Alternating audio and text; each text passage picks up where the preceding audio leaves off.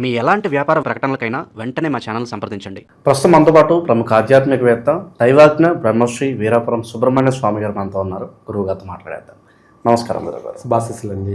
గురుగారు, ఫిబ్రవరి మాసం మాఘమాసం, తులారాశి వాళ్ళ పరిస్థితి ప్రత్యేకంగా ఈ మాసం ఏ విధంగా ఉంటుంది? వీళ్ళు ఎటువంటి జాగ్రత్తలు తీసుకుంటే విశేషంగా కలిసి వస్తుంది అంటారు వీళ్ళకి? చాలా మంచి విషయం అడిగారు. తులారాశి వాళ్ళకి ఈ మాఘమాసం ఫిబ్రవరి నెల మట్టి పట్టుకున్న బంగారం అన్నట్టుగానే ఉంటుంది.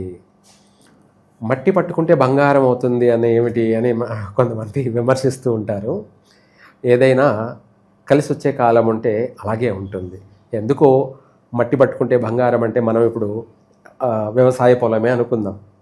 ఈ రోజున అది మనము ఎకరా 10 లక్షలతో కొన్నామనుకోండి, అది రేపు 50 లక్షలు. ఏమిటి? ఎకరా 50 లక్షలు లేదా ₹1 కోటి ఉడకపోవచ్చు. ఎకరా మనం 10 లక్షలతో పెట్టుకున్నాము, అది మన చేతికి వచ్చిన తర్వాత ఏకంగా ఒకేసారి ₹1 కోటికి వెళ్ళిపోయింది. అప్పుడు ఎంత లాభం? 90 లక్షల లాభం.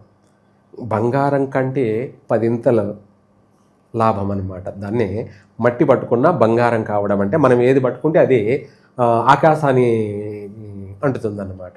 అట్లా లేదనుకోండి, వాడు అమ్మకపోయినా వాడు అందులో ఏ వ్యవసాయ పంట వేసినా కూడా అధికమైనటువంటి దిగుబడి, అధిక లాభాలు, వాడు అక్కడ బంగారం పండించినట్టే అని అన్నట్టు అర్థం. ఏమిటి? పంట కూడా బంగారం పండించాడా వాడు అన్నట్టుగా ఉంటుంది. బంగారు పంట అంటారు. ఏమంటారు? అంటే ఏకంగా బంగారం వేసి పండించాడా అన్న అంత మార్పు చేర్పులు. అది ఒక పాజిటివ్ అయినటువంటి వైబ్రేషన్. ఆ విధంగా తులారాశి వాళ్ళకి ఈ మాఘమాసంలో వాళ్ళు ఏది చేసినా కలిసే వస్తుంది. కత్తికి 2 పక్కలా పదును అన్నట్టుగా, ఒక పక్క పదును ఉంటే ఏంటంటే ఒక పక్కనే తెగుతుంది. 2 పక్కల ఉన్నది అనుకోండి, ఇటన్నా తెగుతుంది, ఇటన్నా తెగుతుంది. అంటే ఏమిటంటే వాళ్ళు ఏ మాట మాట్లాడినా చెల్లుతుంది. వాడు మంచి మాట్లాడినా సరే, వాడు చెడు మాట్లాడినా సరే అన్నట్టుగా. అది అవతల వాళ్ళకి అది చెడు అనేది కాదు, ఆయన చెప్పాడు మనం చేస్తున్నాం అంతే అన్నట్టుగా వీళ్ళు ఏది చెప్పినా అది శాసనంలాగా జరిగే అవకాశం ఉంది. తర్వాత చెడు అయితే తర్వాత నిదానంగా తెలుస్తుంది, కానీ ప్రస్తుతానికి మటుకు వీళ్ళ మాట అనేది నెగ్గుతుంది, చలామణి అవుతుంది. అది తాత్కాలికంగా. తర్వాత భవిష్యత్తులో వచ్చే పరిణామాలు అది వేరే విషయం. కానీ ఇప్పుడు వీళ్ళ మాట ఏంద్రా అంటే ఏం చెప్పినా చెల్లుతుంది, ఏం చెప్పినా ఏం మాట్లాడినా చెల్లుతుంది. అది తులారాశి వాళ్ళకి ఈ మాసంలో గ్రహాల యొక్క ప్రభావం వల్ల, అనుకూలం వల్ల ఆర్థికంగా బాగుంది. రియల్ ఎస్టేట్ రంగాల వారికి కలిసి వస్తాయి. ఊహించని విధంగానే ఆర్థిక లావాదేవీలు ఉండబోతున్నాయి. తర్వాత కొత్త పరిచయాలు కూడా వీళ్లకు ఒక సంతోషాన్ని ఇస్తుంది, లాభదాయకంగానూ ఉంటుంది. అట్లనేసి అందరినీ నమ్మకూడదు గుడ్డిగా. ఏమిటి? మనం చెప్పాం, మీరు చెప్పారని చెప్పేసి అందరినీ, అలా కూడా ఉంటాయి. ఇవన్నీ మేము ప్రతిదీ అనుక్షణం సర్వేనే ఏమేమిటి అన్నీ తెలుస్తూ ఉంటాయి. అట్లనేసి మనము పామును పట్టుకుంటే ఏమవుతుంది? కాటేస్తుంది. అదే ఆ విధంగా అట్లా కూడా ఉంటుంది. అంటే మనం ఏంటంటే అలానేసి ఓవర్ కాన్ఫిడెన్స్ పనికి రాదు. మనం ఏదన్నా చెల్లుతుందిలే అనేసి ఓవర్ కాన్ఫిడెన్స్ పనికి రాదు. ప్రతి దాంట్లో కూడా లిమిట్ ఉంటుంది. అట్లాగే ఈ రాశి వాళ్ళకి కొత్త పరిచయాలు అనేది కలిసి వస్తాయి కాదన్నో, కానీ అవి ఎంతవరకు ఏమిటి అనేది కూడా మనం నిర్ధారణ చేసుకోవాలి. మనం పోయి దొంగోడి చేతికి తాళాలు ఇస్తే ఏమవుతుంది? ఏకంగా దొంగోడి చేతికే తాళాలు ఇచ్చేసినామంటే ఏం చేస్తాడు?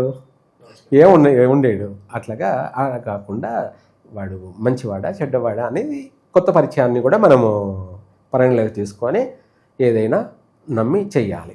అట్లాగా ప్రతి విషయంలో కూడా అనుకూలత అయితే ఉంది. నూతన వ్యాపారాలు కలిసి వస్తాయి, పెట్టుబడులు కూడా పెడతారు. వీళ్ళ దగ్గర ఉండి పెడతారు, కొంతమంది లేకపోయినా తెచ్చుకొని పెడతారు, అది కూడా కలిసే వస్తుంది. దానివల్ల తెచ్చిన చోట మళ్ళీ తీర్చుకోగలుగుతారు. అంటే ఒక్కొక్క సమయంలో చేసినటివి దీర్ఘకాలికంగా పీడిస్తాయి. ఏది? అప్పులు. కొన్ని సమయాల్లో చేసినటివి ఊహించని అభివృద్ధినిచ్చి ఆనందాన్నిచ్చి మళ్ళీ తిరిగి వాళ్లకు మనం ఇచ్చేసి మనం మళ్ళీ ఇంకొకరికి సహాయం చేయగలాలి. అంటే ఇంకెవరన్నా మనల్ని అడుగుతారు కదా సహాయం, మనం వాళ్ళకి సహాయం చేసే స్థాయిలో మనం ఎదుగుతామన్నమాట. అంతే కదా. ఇదంతా చైన్ సిస్టమ్ లాగా. నేనున్నా, సపోజు నాకు అవసరం వచ్చింది ఏదో ఒక రూపంలో, నేను ఒకరిని అడిగానంటే నాకు ఇవ్వడానికి వాళ్ళు బాగుండాలిగా. ఎవరు? నేను అడిగిన వాళ్ళు. నువ్వే ఉన్నావు, నాకు అవసరం వచ్చింది, డబ్బు నేను అడిగా, నా అవసరం ఉంది, అట్లా లేనివాడిని ఏం కాదు, ఉన్నవాడినే. కానీ ఎంత ఉన్నవాడినైనా ఇంకొక పని చేయాలిగా, దానికి తగిన అమౌంట్ కావాలి కదా. నా దగ్గర కొంత ఉంది, ఓ 10 లక్షలు ఉంది, అది చేయాలంటే కనీసం 50 లక్షలు, ₹1,00,00,000 అవుతుంది సపోజు. నా దగ్గర 10-20 లక్షల దాకా ఉంది, అప్పుడు మిగతా తేవాలిగా. అప్పుడు నేను అడుగుతాను ఎవరినో ఒకరిని. అడిగినప్పుడు నువ్వు నాకు ఇవ్వాలంటే నువ్వు కూడా బాగుంటేనే కదా నాకు నువ్వు ఇవ్వగలుగుతావు. అలా నువ్వు బాగలేకపోతే నాకేమిస్తావు? ఇవ్వలేవు. నేను అడిగి కూడా వృధా అయిపోతుంది. రెండోది వృధా కాదు, నేను పైన అనుమానపడతా. ఏమని? నాకు ఉండి కూడా ఆయన సహాయం చేయలేదు అని చెప్పేసి. అలాగే ఇట్లా ఒకరినొకరు సహాయపడేటువంటి విధి విధానం ఉండాలి అంటే ప్రతి ఒక్కరూ బాగుండాలి. ఆ బాగుండడం వల్ల ఏమవుతుందంటే మనము ఎవరిని అడిగినా కూడా వాళ్ళ దగ్గర ఉంది కాబట్టి మనం అడగగానే వీలైనంత వరకు చేస్తారు. ప్రతి ఒక్కరు కూడా ఉంటే ఎవరైనా చేస్తారు, లేకపోతే ఏం చేస్తారు? కాబట్టి ఇప్పుడు ప్రతి ఒక్కరు కూడా అలా తెచ్చుకొని చేసి బాగుపడి వాటిని తీర్చేసుకోగలుగుతూ ఉంటారు. ఇటువంటి వాతావరణం కూడా వీళ్ళకు అనేక విధాల కలిసి వస్తుంది. అనే రుణాలు పుట్టాలన్నా కూడా 10 మంది బాగుండాలి. మనము బాగున్న వాళ్ళ గురించి ఏడవకూడదు. ఇప్పుడు ప్రభుత్వాలు కూడా అయ్యే చేస్తున్నాయి. ఏం చేస్తున్నాయి అంటే ఇవి కొన్ని అనకూడదు, అనొచ్చు అనేది ఏం లేదు.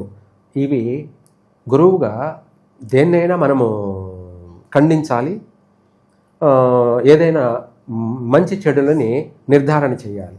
ప్రభుత్వాలు ఏం చేస్తున్నాయంటే ఉన్న వాళ్ళని ఊడగొట్టేస్తున్నాయి. ఏం చేస్తున్నాయి? ఉన్నవాడిని మన ఐటీ అని, లేకపోతే ఇన్కమ్ ట్యాక్స్ అని, లేదంటే ఇంకొకటి అని అనేక రకాలుగా ఉన్నవాడిని రోడ్డుకి వేస్తున్నారు. ఉన్నవాడు 10 మందికి సాయం చేయగలుగుతాడు. ఉన్నవాడు కూడా లేనివాడైతే ఎవరికేం సాయం చేయగలడు? ఎవరికి సహాయం చేస్తాడు? అలా ప్రభుత్వాలు కూడా ప్రజలని ఉన్నవాడిని ఓడగొట్టేస్తున్నాయి, అంటే ఉన్నవాడిని లేనివాడిని చేసేస్తున్నాయి. ఇలాంటివి మంచి చర్యలు కాదన్నమాట. ఇలాంటివి మంచి చర్యలు కాదు. ఎందుకంటే నీకు దైవానుగ్రహం, భగవంతుడి అనుగ్రహం ఉంది, భగవంతుడు ఇస్తున్నాడు, నువ్వు అభివృద్ధి చెందుతున్నావు. ఏ రూపంలో అభివృద్ధి చెందుతున్నావు అనేది వేరే విషయం, అది దేవుడు చూసుకుంటాడు. ఏమిటి? నువ్వు అది అక్రమంగా అభివృద్ధి చెందుతున్నావా, న్యాయంగా అభివృద్ధి చెందుతున్నావా అనేది నాకు సంబంధం లేని విషయం, అది దైవానికి సంబంధించిన విషయం. ఏమిటి? భగవంతుడు చూసుకుంటాడు, అది 100%. ప్రకృతి మొత్తం అన్నీ చూస్తూనే ఉంటుంది, అన్నీ లెక్కలు కడుతూనే ఉంటుంది. ఎవరికి ఏం చేయాలో దాని సమయం వచ్చినప్పుడు, దాని టైం వచ్చినప్పుడు చేస్తాడు. దానికి మనకు ఓపిక కావాలి. అలా కాకుండా ఉన్నవాడిని తొక్కేస్తున్నారు. ఇది 100% రాజకీయ పరంగా కావచ్చు, లేదంటే మన ప్రజాపరంగానే కావచ్చు. ఎందుకంటే ఉన్నవాడిని చూసి ఓర్వలేక ఈర్ష్యపడుతూ అసూయించుకుంటూ ఉంటుంటారు. ఇది 100% కరెక్ట్ కాదనమాట. ఎవరి పని వాళ్ళు చూసుకోవాలి, ఎవరు వాళ్ళ అభివృద్ధి చెందడం కోసం వాళ్ళు ప్రయత్నం చేసుకోవాలి తప్ప ఉన్నవాడిని చూసి ఎడవడము, లేనివాడిని చూసి అసహించుకోవడము, లేనివాడిని చూసి చీప్గా చూడడము, వాడిని మనము అవమానించడము, ఇది మంచిది కాదు. ఉన్నవాడిని చూసి అసూయపడము మంచిది కాదు. అందుకనేసే ఎవరి పని వాళ్ళు సక్రమంగా చేసుకుంటే ఏ సమస్యలు రావు. వాడు బాగుంటాడు, అందరూ బాగుంటారు. అవసరాన్ని బట్టి ఉన్నవాడు మనకు సహాయం చేస్తాడు. ఇది తులారాశి వాళ్ళకి బాగా వర్తిస్తుంది. తులారాశి వాళ్ళకి 10 మందికి సహాయపడడం, వాళ్ళు అభివృద్ధి చెందడం, అన్ని విషయాలలో కూడా వాళ్ళ నెత్తినేసుకొని, ఎదుటి వాళ్ళ సమస్యలు కూడా వాళ్ళ నెత్తినేసుకొని ఆ సమస్యలు పరిష్కరించడం అనేది వీళ్ళకు ఈ మాసంలో వెన్నతో పెట్టిన విద్య. ఏమిటి వెన్నతో? అంటే ఎదుటి వాళ్ళ సమస్యలను కూడా వాళ్ళ సమస్యలు పరిష్కరించుకోవడమే కాకుండా ఎదుటి వాళ్ళ సమస్యలను కూడా పరిష్కారం చేయగల సమర్థులు ఈ యొక్క తులారాశి వాళ్ళు. అంతటి యోగం అయితే ఉంది. ఎంతటి కార్యాన్నైనా కూడా దిగ్విజయంగా, సంకల్ప బలంతో, మనోధైర్యంతో ప్రతి రంగంలోనూ ధైర్యంగా ముందుకు వెళ్తారు. అనుకున్న పనిని సాధిస్తారు, పూర్తి చేస్తారు. అలాగే ఆర్థిక పరంగా కూడా నిలదొక్కుంటారు. 10 మందికి సహాయ సహకారాలు అందిస్తారు. ప్రతి విషయాల్లో కూడా వాళ్ళు ముందు నిలబడి ఆ పనుల్ని పూర్తి చేస్తారు. వీళ్ళకు కూడా ఎప్పటి నుంచో పట్టి పీడిస్తున్న సమస్యలన్నీ కూడా వైదొలిగిపోతాయి. అన్ని విషయాలలో బాగుంది. విద్యార్థులకి అనుకూలంగా ఉంది, వ్యాపారవేత్తలకి అనుకూలంగా ఉంది, ఉద్యోగ అవకాశాలు మెండుగా ఉన్నాయి. వీళ్ళకి ప్రయత్నం చేసుకోవచ్చు. లేదా గతంలో ప్రయత్నం చేసి ఉంటే కూడా మళ్ళీ తిరిగి వాళ్ళు ప్రయత్నం చేసి ఇంకా రాదని విరమించుకొని ఆగిపోయి ఉంటారు. అటువంటి చోటు నుంచి కూడా వీళ్ళకు శుభవార్త వస్తుంది. గతంలో ఇంటర్వ్యూలకి వెళ్ళిన అవి కూడా మళ్ళీ పిలిచి ఇచ్చే అవకాశం ఉంది. ఉద్యోగంలోనే కాదు, ఏదైనా పనుల్లో కావచ్చు, వ్యాపారాల్లో కావచ్చు, లేదంటే ఇంకా ఏదైనా కూడా అన్నిట్లో కూడా. లేదు, సంబంధాలకే వెళ్ళారు, వివాహ సంబంధాలు. గతంలో ప్రయత్నం చేశారు, కుదరలేదు, అనివార్య కారణాల వల్ల ఆ సంబంధాలు ఖాయం కాలేదు. కానీ అటువంటి వాళ్ళు కూడా ఫోన్ చేసి అడుగుతారు, మీ అబ్బాయికి పెళ్ళి అయిందా? కాలేదనుకోండి, మళ్ళీ కొనసాగించడం, మా అమ్మాయిని ఇస్తాము. ఇట్లా గతంలో వద్దనుకున్నారు, కానీ మళ్ళీ అదే కావాలనుకుంటారు. ఇదే కలిసి వచ్చే కాలం. అంటే నడిచి వచ్చే కొడుకు పుడతాడంటారు కదా సామెత కింద. మనం వద్దనుకున్న సంబంధాలు కూడా మళ్ళీ మనకు ఎదుక్కుంటూ వచ్చే అవకాశాలు ఉన్నాయి. ఈ విధంగా తులారాశి వారికి అన్ని విషయాలలోనూ అద్భుతంగా ఉంది. ఇంకా కూడా బాగుండడం కోసం వీళ్ళ పనులు ఎక్కడా కూడా ఆటంకం జరగకుండా, ఎటువంటి ప్రమాదాలు, ప్రాణ నష్టాలు మధ్యలోనే ఆగిపోకుండా లేవనుకోండి, ఆగిపోయే ప్రసక్తి లేదు. ఆగిపోయినటివి కూడా మళ్ళీ ప్రారంభం చేస్తారు. ఎప్పుడో గతంలో నిలిచిపోయి ఉంటాయి వ్యాపారాలు కావచ్చు, ఏదైనా పని ప్రారంభం చేసి ఆగిపోయి ఉంటాయి, వాటిని మళ్ళీ పునఃప్రారంభం చేస్తారు. మళ్ళీ ఈ మాసంలోనే పునఃప్రారంభం చేస్తారు. అటువంటి యోగం ఉంది తులారాశి వాళ్ళకి. అయితే ఏది ఏమైనా ఇంకా కూడా బాగుండడం కోసం ఈ తులారాశి వాళ్ళు ఆంజనేయ స్వామిని మంగళవారం రోజు పంచామృతాలతో అభిషేకం చేయించి శరీరమంతా, విగ్రహానికంతా కూడా సింధూరం పట్టించి తమలపాకులతోటి మాల వేసి ఆ స్వామివారికి 5 ప్రదక్షిణలు 5 ప్రదక్షిణలు చేసి ఆయనకు శనగలు నైవేద్యం పెట్టి అవి ఆ శనగల్ని ఆవుకు పెట్టడం, ఆవుకి తినిపించడం, పిల్లలకు పంచడం చేసినట్టయితే వీళ్లకు ఇంకా ఫాస్ట్గా ప్రతి కార్యము నెరవేరుతుంది. స్పీడ్గా ప్రతి పని కూడా ఊపందుకుంటుంది. అనుకున్నది నెరవేర్చుకుంటారు, అనుకున్న తడవే నెరవేరుతుంది. ఎటువంటి విషయాల్లోనైనా సరే, అటు సంతాన విషయంలో కూడా బాగుంది, శుభవార్తలు వింటారు, చక్కగా విదేశాల్లో స్థిరపడతారు, విదేశాలకు వెళ్తారు.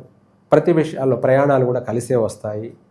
మంచి మంచి రంగాలలో స్థిరపడతారు. వీళ్ళ కోసం అన్ని ద్వారాలు తెరిచి ఉంచారా అన్నట్టుగా ఉందన్నమాట. మంచి యోగం అయితే ఈ మాఘమాసంలో ఫిబ్రవరి నెల తులారాశి వాళ్ళకి యోగకాలము అని చెప్పుకోవచ్చు. ఈ మంచి యోగకాలం ఇలాగే ఎక్కువ కాలం కొనసాగాలని చెప్పి మనస్ఫూర్తి కోరుకున్నాం గురుగారు. తులారాశి వాళ్ళకి ఓవరాల్గా ధన్యవాదాలు. సర్వే జన సుఖినో భవంతు.